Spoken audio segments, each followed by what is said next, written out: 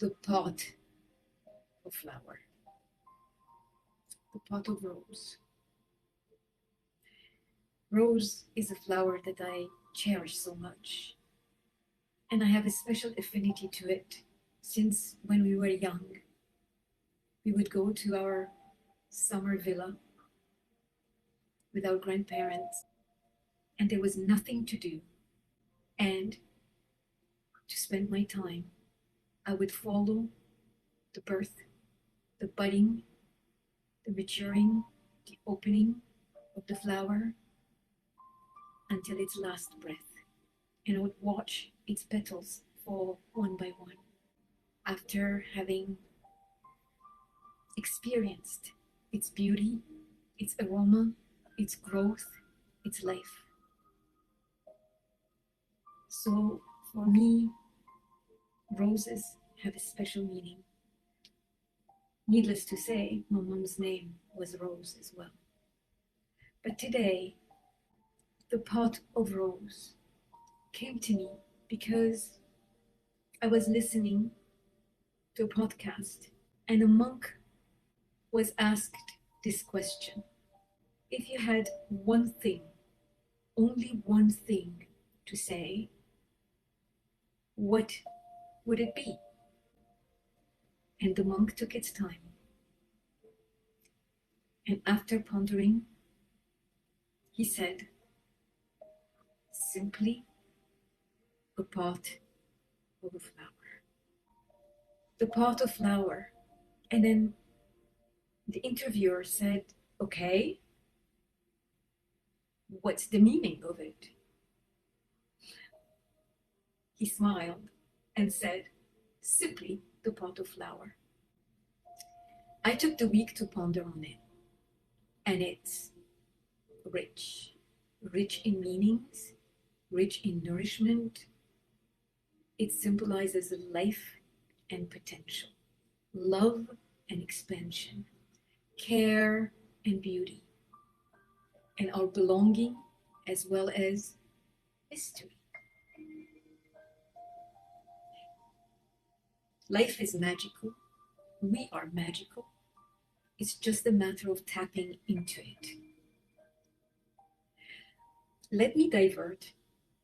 In the book, The Little Prince, the little prince leaves its small little planet because he needed to explore, to understand his rose that was giving him so much angst. He didn't know how to take care of it, and he realized he needed to learn more and explore. So he left. And when he landed on Earth, he saw bushes of roses, and his heart was broken.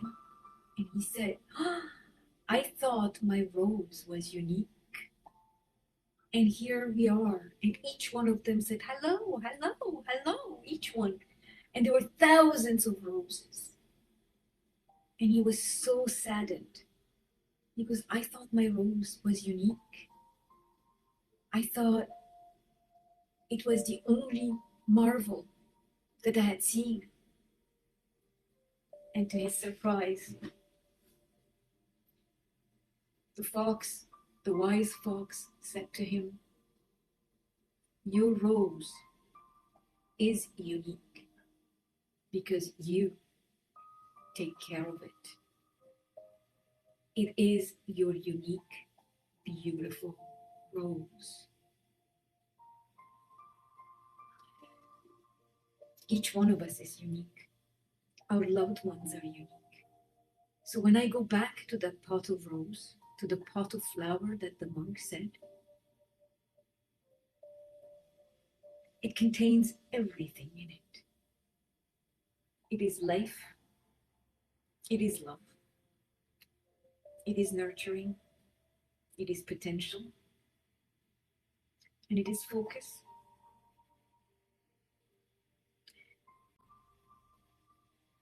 First, it's recognizing that it is unique.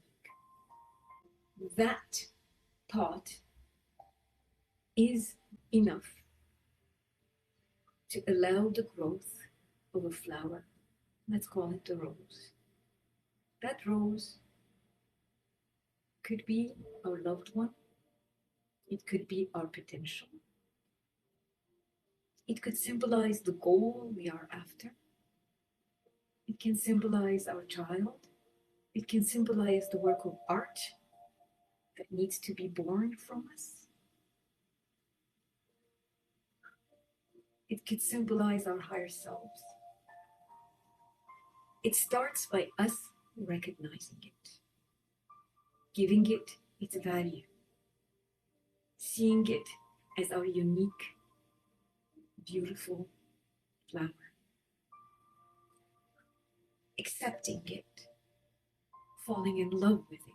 Accepting is falling in love. Accepting it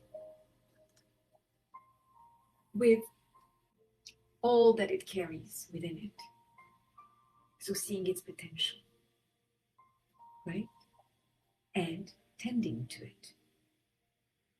So to tend and to take care so that its value blossoms. First, we need perhaps to investigate, to learn, to explore. It takes listening. It takes giving it and respecting its space, putting it in the right light, observing, allowing it to grow. All that is acceptance, growth. Of course, after we have explored, we start falling in love with it more. But we don't impose our concepts on it because we have accepted it. And we have fallen in love with its essence, with its magic. We're marveling at this beautiful flower. And with care and discipline, we nurture it. We nurture it. We water it. We take care of its roots. We don't uproot it. We respect its cycles. We feed it. So that's how it starts growing. And we become part of it. We allow it to teach us. And it reflects back on us. It's marvelous. That pot of rose, that pot of flower, let's recognize it. Let's accept it. Let's explore it. And let's nourish it. It is in each one of us. It is our potential. It's the work of art. It is our exploration. It is our growth. It is our love. And it is magical. Because when we tend and we love it, it's going to grow. We don't need to doubt it.